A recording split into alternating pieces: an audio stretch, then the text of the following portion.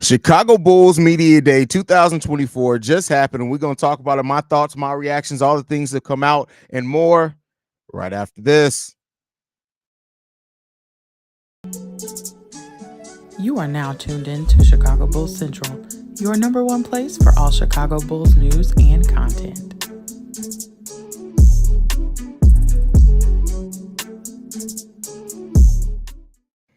What's going on, Bulls fans? Welcome to another episode of Chicago Bulls Central, your number one spot for everything Chicago Bulls related. I am the host, Haize. More importantly, you guys can follow the channel at Bulls Central Pod on every social media platform we happen to be on. With that being said, let's go ahead and get into this content after I take a sip of my water. Now, with that said, Media Day is now wrapped up in the books, the unofficial start to the 2024-25 season for the Chicago Bulls. And we got quite a bit of details to come out of this. I think one of the biggest ones, first off, initially to kind of talk about is Arturas Karnisovas, Billy Donovan, talking about the team, right? And I think ultimately Arturas came out and, like kind of expected, started off by saying, hey, the last time I talked to you guys, I told you guys to expect some change.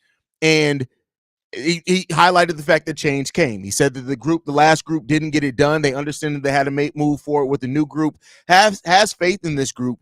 And then Billy Donovan reaffirmed that basically they don't know how many games they're going to win this year, but they're trying to build an environment for these players where you're competing, and that is going to help the development along. And I think that that's the best route, right? Like they're not going to come out outwardly and say that they're tanking or anything. He was asked directly if keeping the top 10 protected pick was a priority. He kind of sidestepped that conversation without really answering it directly. Billy Donovan then followed that up by basically saying, hey, we don't know. We're going to be competing. We're young guys, reaffirming what he said earlier. Young guys aren't going to get minutes just to be developing. Young guys are going to have to earn it. But this is a team that's trying to win. And in talking about the play style, things that we expected to hear from Billy Donovan in regards to that this team was going to be trying to play fast, get out in transition, things like that. One of the first key things that they were asked, though, was about Lonzo Ball. And Arturas Karnisovas gave the kind of general answer of, we expect the whole point of training camp is get everybody ready by opening day. Now, Billy Donovan followed it up with kind of a more direct answer and said that, hey, we hope to get Lonzo out there at some point, but basically they don't know when. Lonzo Ball was later interviewed as well, and Lonzo directly answered the question even more so, saying that the goal is for him to be ready opening day, but they have not. He's not been cleared yet. It's still up in air, but he did confirm that back-to-backs are out of the question. So for those that were doubting if back-to-backs are going to happen, I've been telling you guys, back-to-backs are out of the question. This came out of Lonzo Ball's mouth. Whoa.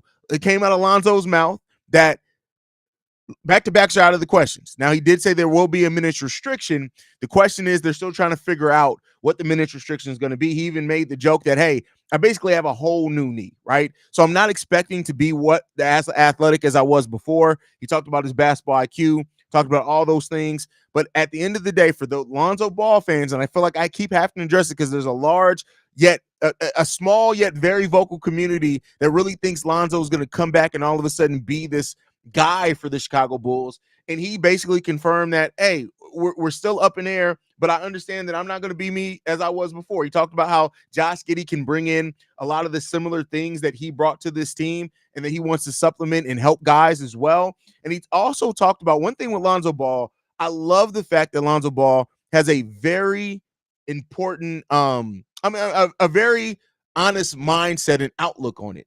He said that one of the reasons he started his podcast is because he realizes he has to set something up. He wanted to set something up that was still basically, it was close to, it was related to basketball, but it's not about him playing basketball. So if need be, he does have that, basically reaffirming that he wants to stay close to the game. And, you know, for a young guy like Lonzo Ball, and this is like let's hope first that he's going to be able to make a full return and whatever that return looks like.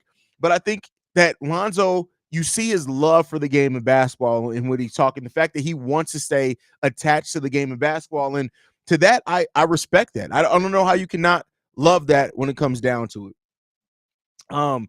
Camille says not only that, they think Alonzo's going to start. Yeah, the people who thought Lonzo was still going to start they're really special people. But nonetheless, it is what it is when it comes down to it. So, Lonzo Ball. So, the plan is to try to get him ready by opening day. There's still some doubt there. So he still has not been cleared. I want everybody to understand that Lonzo Ball has still not been cleared.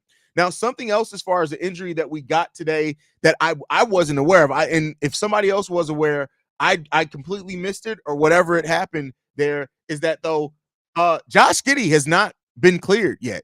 They hope to have him ready. He said that there's a high probability he's going to be ready to go by opening night. But apparently the ankle injury that he suffered in the Olympics lingered on a lot longer than what they expected to. And so he's been rehabbing. He did make sure to say that that part of the reason the rehab has gone so long because they do have the added time there with the offseason going on and things like that. So I won't say that they necessarily are saying that if the games are going on right now, he'd be able to play, but it does seem like there's been a longer rehab period with him because of they want to make sure he's fully healthy and for that. So Josh Giddey's ankle was something that we weren't really fully aware of, the ankle injury to Josh Giddey.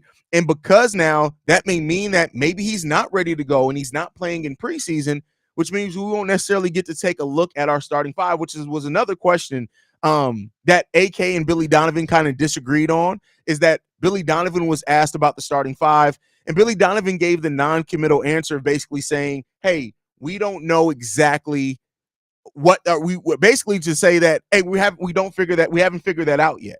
He was and Billy Donovan also said, hey, I'm not against starting three guards together. We know, Billy. We know that you're not afraid to start three guards out there. That's part of the problem, Billy. Billy Donovan, we know that you don't hesitate to play three guards out there. That's the problem.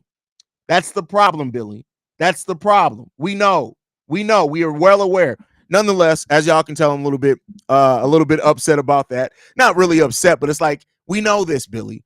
But Billy Donovan confirmed. He basically said that they don't really have it line, that he's basically open to anything. And then Arturas Karnisovas basically immediately after that, when he was asked about the starting lineup, he said, hey, we traded for Josh Giddey for him to be the starter, to be the starting point guard. And so they were asked about that balance and the dynamic between taking the ball out of Kobe White's hands and things like that. And that's something that they said, man.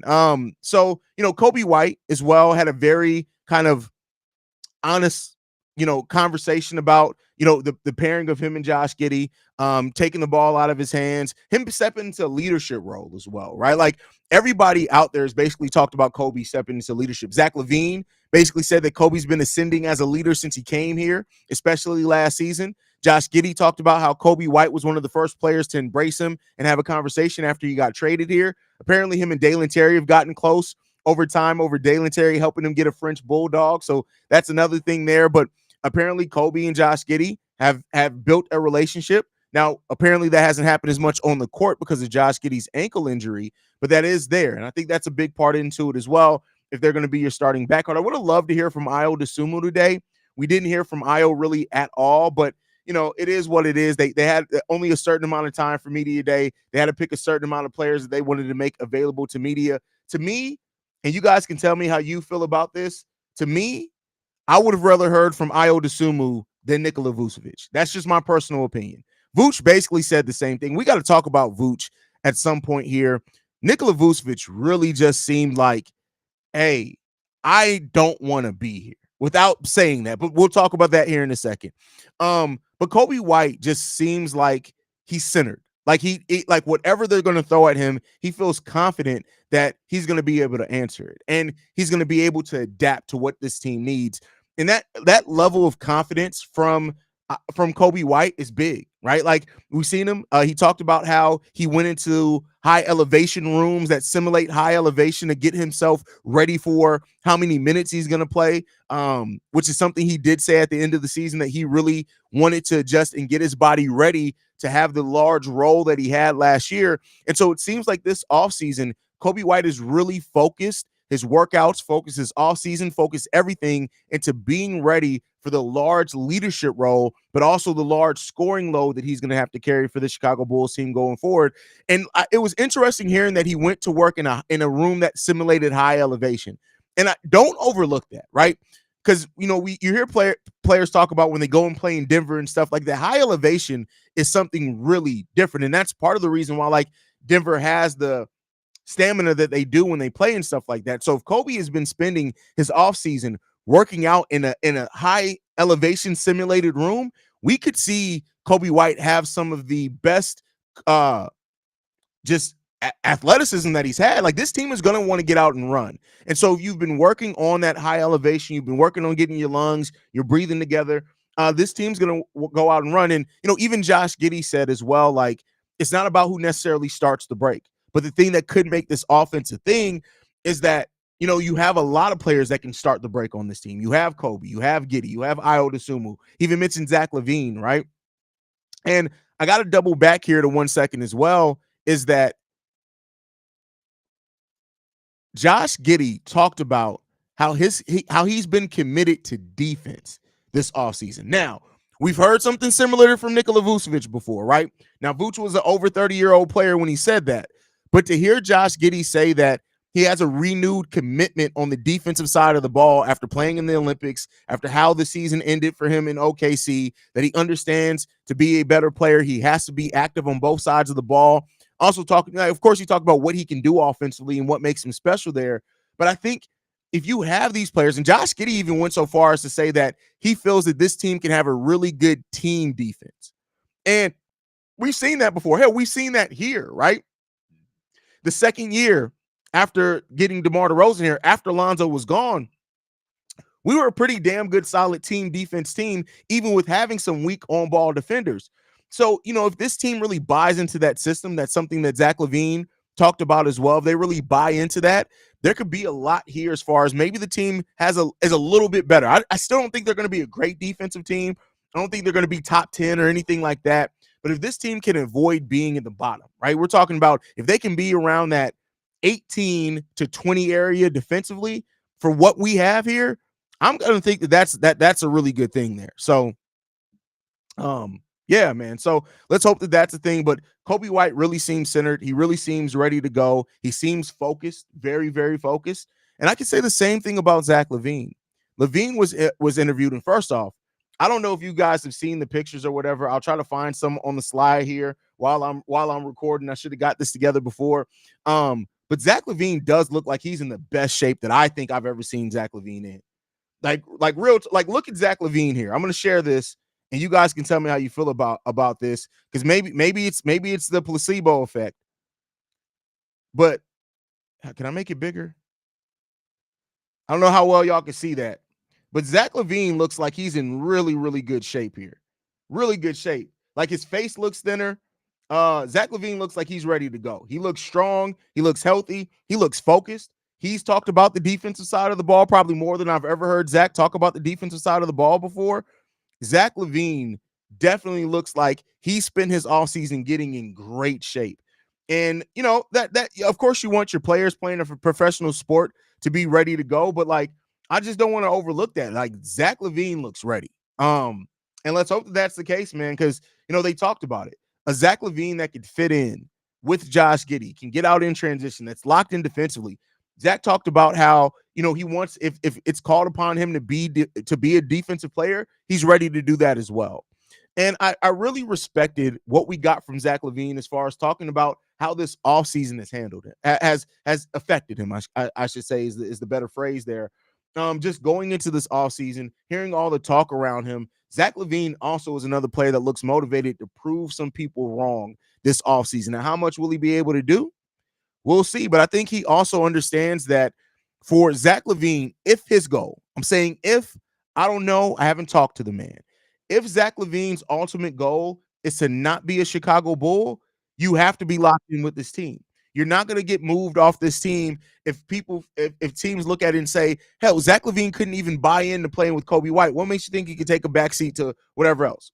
How can he play with this player, right? Because you're not going any other place and being a number one. So, those are things that I think helps Zach LaVine. And sometimes you need that wake-up call. Sometimes you need that wake-up call to maybe make you take things a little bit more serious that you took for granted at one point in your life. And I'm not saying that that's necessarily Zach LaVine, right? Like I said, I don't know the man personally. He's not a Bulls player that I've met. I've met a couple of Bulls players, but he's not one that I've met. So I can't really say that. But, I guess we'll see what happens there. But Zach LaVine looking like he's in the best shape of his life. looking like he's ready. That's what you want to see from Zach, and that's what you want to see from this Bulls team, in my opinion, as well. And I think that's all really good. In that, if that's the case. Now, I said we were going to talk a little about Nikola Vucevic, and maybe this is me reading into things, maybe it's not, but I'm going to say my opinion on this, and I want to be clear here that I'm saying this is my opinion. This is how I've taken looking at Nikola Vucevic's body language. It does not seem like Nikola Vucevic wants to be here. And it seems like he understands that he may be phased out. Like, he started off his interview saying that, he's old now, and saying like, you being around these old guys, you kind of realize your age and stuff like that. But like, Vooch he seemed the most like he wasn't really excited to be here for media day. Giddey seemed excited. Kobe seemed excited. Even Zach LaVine didn't have like the outward excitement where it's like, yeah, I can't wait to talk to you guys, but he was focused. Zach LaVine was locked in. He started off his interview basically saying, hey, I'm committed to this team. If you didn't hear it from me, if you didn't hear it from my team, stop believing it. Even when Joe Cowley asked him a question, he kind of looked at Joe like, here we go, Joe. So, I respect that aspect of it. But Nikola Vucevic, and I want to hear from you guys in the chat. Maybe I'm off on this, but watching Vooch here, Vooch just seemed like, hey, listen, I'm just here because I got to get paid. I'm here so I don't get fined. That's what it felt like to me. It is what it is when it comes down to it. But that's the way that I took it. And Vooch just seemed like a player. Like, he talked very positively about Josh Giddey. He didn't say anything bad. It wasn't that it's not that he said anything bad, but he did say the things that he did that he talked about was really like, man, yeah, this run is over with. And keep in mind, Vooch was the guy last year at Media Day that said if we don't have success, we're close to the end of this run, and that ended up being true. So, but yeah, Vooch definitely seems like a guy who kind of understands that his time here in Chicago may be coming to an end sooner rather than later. And yeah. So, that's what it is. But, Zach LaVine reaffirmed the fact that he's happy to be here. That saying that he watched a lot of film this offseason as well, like that he studied the game and kind of figured out where and to get his spots at. So that's a really good thing as well from it. Brazil Pop Vooch is kind of low injury, always might be that too, but wouldn't be surprised if he was checked out. See, if you go and look at Vooch's other media days, though, and this is all I'm comparing it to, because you're right, Brazil, is that he is kind of just a ho-hum guy, right? He goes about his business. But Vooch at prior media days, he smiled, he joked. You remember the year that he was like, oh, yeah, you take away my three-point shot, I'm a pretty damn good center. And, he was even asked about him and Nikola Jokic, right? And talked about that, like he smiled and things. Vooch, I don't think Vooch cracked one smile today. Even when he was talking about like the growth of Kobe and talking about what, exciting about getting back on the court and how him and Billy Donovan have talked about how he's going to be used and things like that. Vooch was just business. And it seems like now this is definitely a business. You're right, Flaccavelli. You are absolutely right. He did talk about mentoring Matas Busilis. You're absolutely right on that one. Absolutely right. So yeah, Vooch is like, I don't know, man. I don't know. Vooch just seems like he's coming to that realization that there's the winds of change have come through Chicago, and it may take him right off with the win. Bobby Speaks says that looks like he's been lifting weights. Great shape. He does look like he's in great shape. Jay Capone, the Don, says, go Bulls, and RIP Mutombo. Definitely rest in peace to Dikembe Mutombo for sure. Zoe ain't ready. Yeah, I mean, yeah, he's not ready right now. He's not ready right now. And I don't think anybody's really gonna fight that point. Giddey's ankle still in Hill mode. Hopefully he's out there ASAP to gel with players. Yeah, that was kind of the most surprising thing to come from all of this, is that Josh Giddey, his ankle isn't healed all the way, and he hasn't really been full participant in what they've been doing in mini camps and things yet. Someone in the chat was saying the entire time that Zoe was starting. Yeah, somebody always says that, and they're just very special people. Very special people. Brazil Popular says Giddey's ankle was a shocker. It was definitely a surprise. I did not expect to hear that he wasn't cleared. Denny says, I hope he doesn't get cleared. Are you talking about Giddey or are you talking about Zoe? Why do you hope Zoe doesn't get cleared? That's crazy. Ready to watch Chicago Bulls game? Well, you don't have that much longer, brother. What, October 8th? I think is our first preseason game. Hold on, let me look it up real quick. October 8th. So we're talking about a week from tomorrow is our first preseason game. A week from tomorrow. We'll be back live post-game shows, live pre-game shows, all of that. We're back starting next week. I think we did mention he got hurt during one of those. Yeah, so we did talk about it when I did the Olympic post-game shows that he did get hurt during the Olympic Games. So we did talk about that. That wasn't too much of a surprise there. Like towards the end, he got tripped and started limping. Yes, towards the end of that, for sure. Man, you are too funny. We know. We know, man. We know. He'll probably play 4 guards out there at some point. Not saying he don't care completely, but don't be surprised to see even less defense and putting his body on the line this year. Well, here's the thing: much like with Zach LaVine, if you want to get out of here and go to a place where you can actually compete, you gotta step up. You can't take your foot off the gas. You can't act like you don't care out there, because then you're not gonna go anywhere. I hope the Bulls show out this year. They got disrespect from the media. It's awful. Yeah, I can agree with that. I mean, but listen, where the Bulls are and where they've been the last few years, the disrespect's kind of warranted, my friend. I mean, I hate to admit that. I don't want to say that about my team, but it is kind of warranted. I want to try to work out I want things to work out for Zach. Yeah, I mean, listen, I do too, Denny. Kendall Gill said he finally tried Zach LaVine tried boxing? Shout out. JD8 says I'm dying. JD, you like, I don't know why you're so negative. You're a very smart man. You understand where this team is, bro. And you calling Giddy, Mitty, all that shit, you gotta get over that, bro. Vooch definitely seems like, hey man, I'm done with it. Vooch doesn't believe anything Billy Donovan says anymore. It's not about I'm sorry, when everything ain't about Billy Donovan, bro. Come on, man. Come on. Next Tuesday, October, I can't wait to be live again talking about games. I can't wait to talk about it.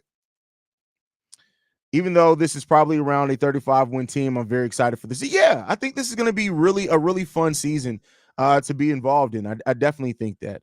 Jordan, JC. Hey, Jordan, by the way, I don't know if Pat didn't give you my number, get my number from Pat. I actually want to get you on Locked On Bulls sometime over the course of this season. So get my number from Pat if you don't have it, or if you already have. Did we exchange? I can't remember. But Jordan, hit me up, brother. Yeah, because if Pat didn't give you my number, I want to get you on Locked On Bulls at some point.